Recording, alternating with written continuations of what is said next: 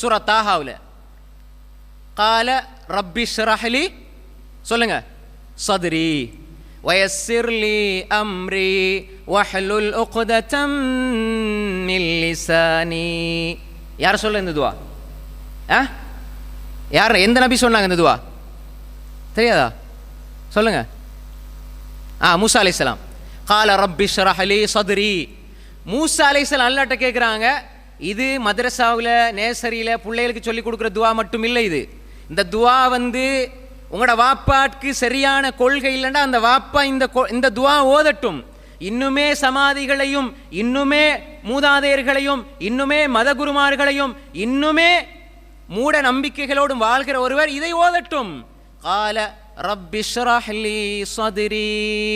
யா அல்லாஹ், என்ன நெஞ்ச விரிவாக்கு யா அல்லாஹ், என்ன கல்பை விரிவடை செய் யா அல்லாஹ். ரப்பி ஷ்ரஹ்லி சத்ரி. உங்களோட நெஞ்சு இறுகின மாதிரி இருந்தா ரெண்டு விஷயத்தில் நெஞ்சு இறுகும், இதயம் இறுகிப்போம். ஒன்று, ஒரு ஒழுங்கான கொள்கையில் இல்லாத, சரியான அகீதாவில் இல்லாத ஒரு மனிதன் ஷிர்கிலும் குஃப்ரிலும் இருந்தால் இதயம் இறுகிப்போகும். ஒன்று. ரெண்டாவது, நாங்க செய்ய போற காரியத்தை பற்றி எங்களுக்கு ஒரு தெளிவில்லை, அதை செய்யலுமா செய்ய இயலாதா என்று குழப்பமாக இருந்தாலும் நெஞ்சு இறுகி போகும். இந்த ரெண்டு நிலையிலும் இந்த துவா ஓதலாம். ரப்பி ஷ்ரஹ்லி சத்ரி வயஸ்ஸிர்லி அம்ரி வஹ்லுல் உக்ததம் மின் லிசானி யஃப்கஹு கௌலி. அப்ப இது நல்லா இதனுடைய அர்த்தத்தை ஆழமா விளங்கினால், சின்ன பிள்ளைகளுக்கு நாங்கள் சொல்லிக் கொடுக்க மாட்டோம். டீச்சர்ஸ்மார் முதலாவது நாங்க ஓதுவோம், மௌலைமார்கள் நாங்க ஓதுவோம். அன்புக்குரிய சகோதரர்களே, அறிஞர்கள், உலமாக்கள் எல்லோரும் ஓத வேண்டிய, கேட்க வேண்டிய பிரார்த்தனை. யா அல்லாஹ், என்ன நெஞ்ச விசாலமாக்கி யா அல்லாஹ். ரப்பி ஷ்ரஹ்லி சத்ரி, என்னுடைய இதயத்தை விசாலமாக்கி. எப்படி விசாலமாக்கி? விரிவடை செய். ஒன்று, சரியான கொள்கையில், அகீதாவில், ஈமானில், நம்பிக்கையில் சரியாக இருப்பதற்கு நெஞ்சை விரிவாக்கு, முதலாவது. ரெண்டாவது, யா அல்லாஹ், இந்த காரியங்கள் கஷ்டமாயிருக்குது. அது தொழிலாக இருக்கலாம், வீட்டில் பிரச்சனையாக இருக்கலாம், மனைவியோட பிரச்சனையாக இருக்கலாம், அல்லது உங்களோட ஊரில் ஏதாவது ஒரு சின்ன பிரச்சனையாக இருக்கலாம், அல்லது உங்களுக்கு ஏதாவது ஒரு விடயத்தில் இறுக்கமாக நெஞ்சிருந்தால், இதயம் இறுகி போயிருந்தா, நீங்க ரப்பி ஷ்ரஹ்லி சத்ரி அப்படி சொல்லுங்க. மூன்றாவது ஒன்று இருக்குது, இந்த அடுத்தவங்களை ஏற்றுக்கொள்ள முடியாத பக்குவம் இல்லாத நிலை இருந்தா, அவரு இபாதத்துல எல்லாம் பக்குவம் பேணுதல், கொடுப்பார், எல்லாம் செய்வார், எல்லாமே அவர் செய்வார், நல்லதெல்லாம் செய்வார். மூன்றாவதில் அவர் ஃபெயில். என்ன தெரியுமா? அதில் நிறைய பேர் சித்தி அடைய மாட்டாங்க. அதுதான் உலகத்தில் இருக்கிற மிகப்பெரிய பிரச்சனை. அது அல்லாஹ் பாதுகாத்த ஒரு சிலரை தவிர நிறைய பேர் மாட்டிக்கொண்ட இடம் இதுதான். அடுத்தவர்களுடைய திறமையை அங்கீகரிக்க முடியாமை, அடுத்தவருடைய புகழை அங்கீகரிக்க முடியாமை, அடுத்தவர்களுடைய தராதரத்தை ஏற்றுக்கொள்ள முடியாமை. யா அல்லாஹ், என்ன மனசு இறுகி போய், யா அல்லாஹ், யாரையுமே பாராட்டுறதுக்கு மனசுல இடம் இல்லை. ஒரு சின்ன பிழை வந்தா விமர்சிக்க 1000 பேர் வருவாங்க. அதே இது நல்லது செஞ்சா பாராட்டுறதுக்கு யாரும் இருக்க மாட்டாங்க. அது எல்லாரும் செய்யறதான்னு போயிடுவாங்க. சாதாரணமா பாராட்டுவது, ஊக்குவிப்பது என்பது நபிகளாருடைய மிகப்பெரிய சுன்னா. இது பக்குவப்பட்ட உள்ளத்தால மட்டும்தான் செய்ய இயலும். சும்மா கூனி குறுகி போன இறுகி போன நெஞ்சால செய்ய இயலாது. நம்ம என்ன சொல்லுவோம்?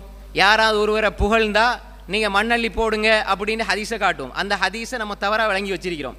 யாராவது ஒருவரை அவர்கிட்ட இல்லாத ஒன்றை சொல்லி புகழ்ந்து ஏதாவது எதிர்பார்த்து புகழ்ந்தா தான் இது சொல்லப்பட்டதை தவிர, இருக்கிறத புகழ்ந்தா ஒன்றும் பிரச்சனை கிடையாது. அவர் இஹ்லாஸை பார்த்துக்கொள்ளாது, அவரோட சம்மந்தப்பட்டது. நான் உங்களை புகழ்றேன், நீங்கள் நல்லவர், நீங்கள் எப்படி செஞ்சீங்க, மாஷா அல்லாஹ், அல்லாஹ் உங்களை கண்ணியப்படுதுன்னு புகழ்றது தப்பே கிடையாது.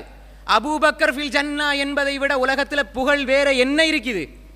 நீங்கள் உலகத்தில் வெற்றி பெற்றுட்டீங்க, முதலாம் புள்ள வந்துட்டீங்க, நல்லா பாஸ் பண்ணிட்டீங்கன்னு சொன்னால் உலகத்தோட சம்மந்தப்பட்டது. அபூபக்கர் நீங்கள் சொர்க்கவாதி, ரசூல்லா மௌத்தா போய் அவங்க எவ்வளோ காலம் வாழ்ந்தாங்க? உமர் சொர்க்கவாதி, ரசூல்லா மௌத்தா போய் எவ்வளோ காலம் வாழ்ந்தாங்க? உஸ்மான் சொர்க்கவாதி, ரசூல்லா மௌத்தா போய் எவ்வளோ காலம் வாழ்ந்தாங்க? அபூபக்கர் நீங்கள் சொர்க்கவாதின்னு சொல்கிற புகழை விட வேற ஏதாவது புகழ் இருக்குதா? அப்புறம் அபூபக்கர் ரசூல்லாக்கு மண்ணள்ளி போட்டாங்களா? அதை விட வேற என்ன புகழ் இருக்குது? சாத் இப்னு அபீ வக்காஸ் சொர்க்கவாதின்னாங்க. அப்ப இதை விட ஒரு உலகத்தில் ஒரு புகழ் இருக்குதா? நீங்க சொர்க்கவாதி, நீங்க அப்படி, நீங்க இபாதத்தாலி, அந்த ஆளி, இந்த எதை வேண்டாலும் சொன்னாலும் அதுக்கு அடுத்த ஒன்று இருக்குது, இஹ்லாஸ், சொர்க்கம் என்று ஒன்று இருக்குது. சொர்க்கவாதின்னு நீங்க ரசூலுல்லாஹ் சொல்லிட்டாங்க. அல்லாஹ் சூரா நஜ்ம்ல சொல்றான், வமா யன்திகு அனில் ஹவா இன் ஹுவ இல்லா வஹ்யுன் யூஹா, அவர் மனோயிச்சின் அடிப்படையில் பேசுவதில்லை, அவர் வஹ்யைத்தான் பேசுகிறார்டா ரசூலுல்லாஹ் விளையாட்டுக்கு சொன்னாங்களா? அப்ப பாராட்டுறது ஊக்குவிக்கிறது என்பது ஹதீஸை தவறா புரிஞ்சுக்கிட்டோம். சில மன்னர்கள்ட்ட போய்த்து அவங்ககிட்ட இல்லாத புகழ்ந்து என்ன செய்வாங்க, காசு பணத்தை எடுப்பாங்க, அவங்ககிட்ட இந்த பரிசுகளை பெறுவாங்க, இப்படி செஞ்சாங்க. அதே மாதிரி ஏதாவது சாதிச்சு கொள்றதுக்கு வீணா புகழ்ந்தாங்க.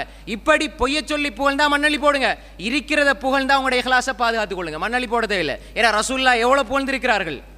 அன்புக்குரிய சொல்ல ஹதீஸை நம்ம தவறாக புரிந்து கொண்டோம்.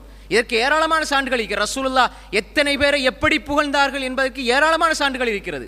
அபூபக்கர் உமரை புகழ்ந்திருக்கிறார், உமர் அபூபக்கரை புகழ்ந்திருக்கிறார் ரலியல்லாஹு அஜ்மைன். ஆனால் நாங்கள் இஹ்லாஸை பாதுகாத்துக் கொள்ளணும். என்னை பற்றி சொல்லும் பொழுது நீங்கள் அப்படி நீங்கள் எப்படின்னு சொல்லும் பொழுது ஓ நான் அப்படி தான், அதை விட கூட நாங்களும் சேர்ந்து சொன்னால் அது இஹ்லாஸ் பறிபயிரும், அது முகஸ்துதி, அது கூடாது. அன்புக்குரிய சகோதரர்களே, புகழ வேண்டும், ஊக்குவிக்க வேண்டும், அதற்கு நெஞ்சம் விரிவடைய வேண்டும். இந்த 3 இடத்திலையும் நெஞ்சம் விரிவாக வேண்டும். நாங்கள் பேசுகிற இந்த 3 விஷயத்தையும் நாங்கள் தெளிவாக புரிந்து கொள்ளணும். முதலாவது ரப்பி ஷ்ரஹ் லீ சத்ரி. மூசா அலைஹிஸ்ஸலாம், ஹாரூன் அலைஹிஸ்ஸலாம், அதே மாதிரி நபிமார்கள், இவங்களோட அகீதா நம்பிக்கை தெளிவாக இருந்தது. மூசா அலைஹிஸ்ஸலாத்தினுடைய அகீதா நம்பிக்கை தெளிவாக இருந்தது.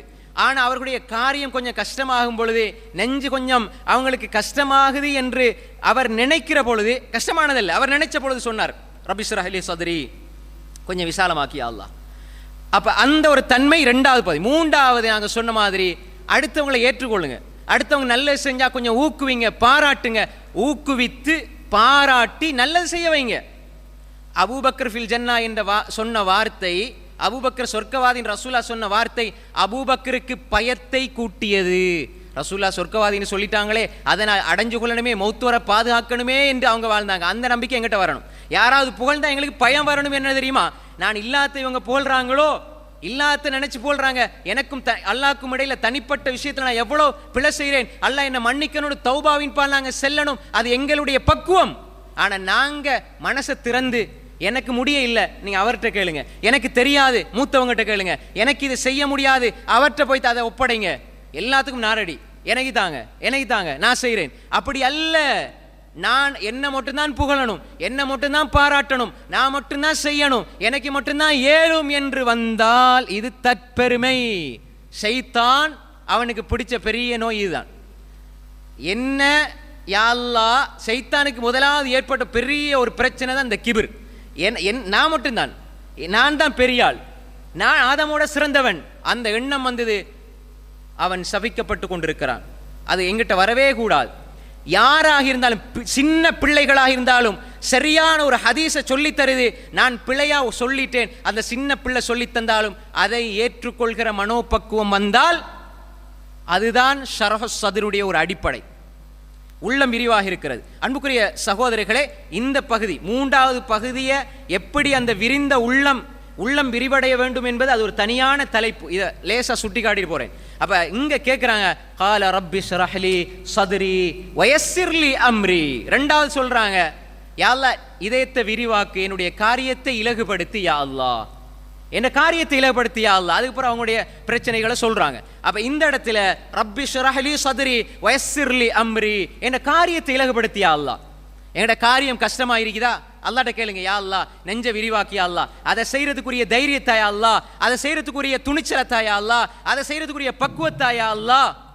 அதே நேரம் என் காரியத்தை நீ இலகுபடுத்தியா அல்லாஹ்.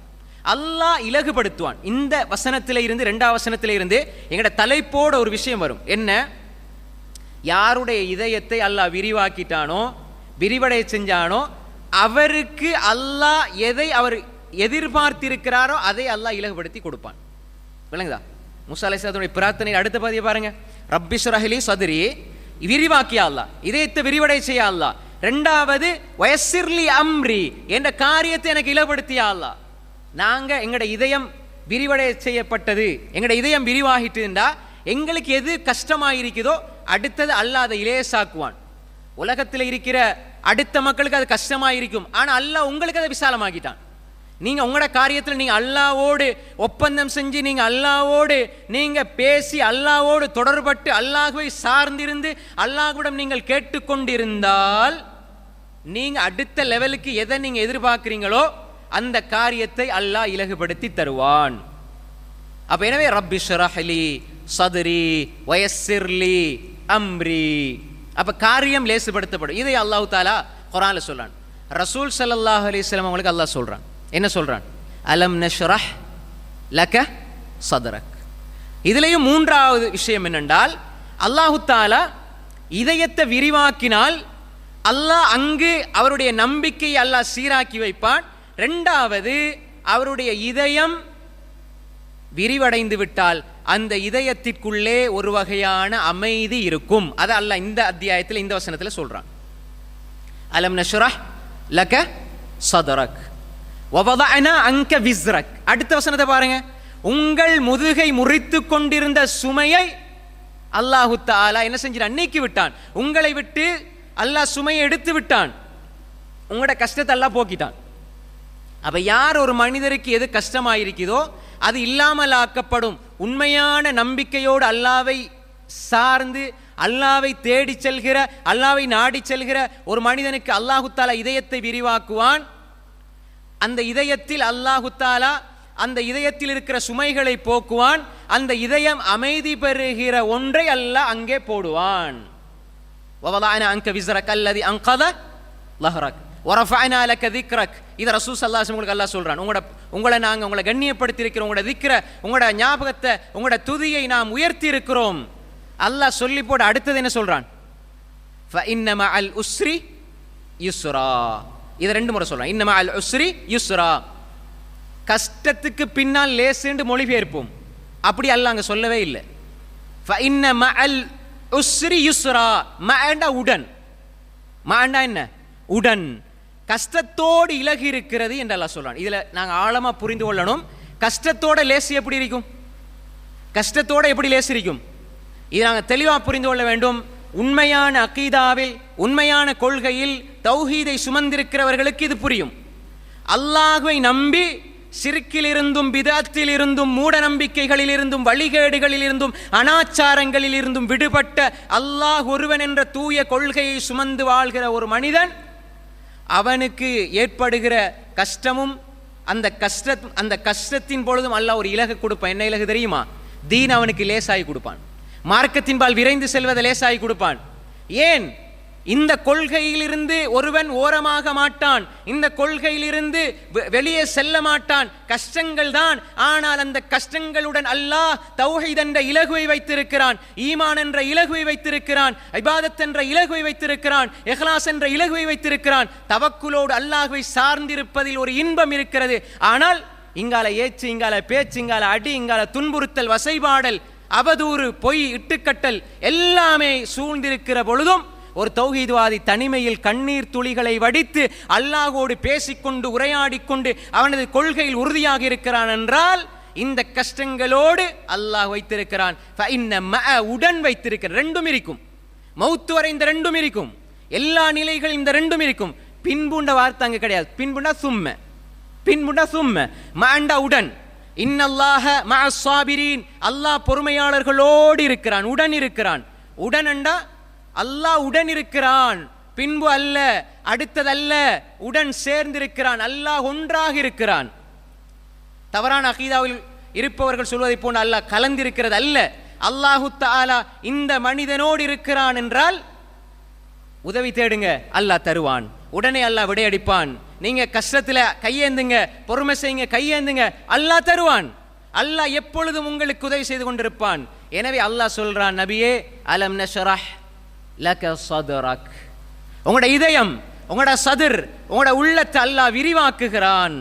அல்லாஹ் விரிவாக்கவில்லையான்னு அல்லாஹ் கேட்கிறான். அப்ப எனவே அல்லாஹு தஆலா ஒரு மனிதனுடைய உள்ளத்தை விரிவடை செய்யணும். விரிவடைய செஞ்சா நாங்க முதலாவது அடிப்படை என்ற உள்ளம் எதற்காக விரிவடையணும்? தௌஹீதுக்காக.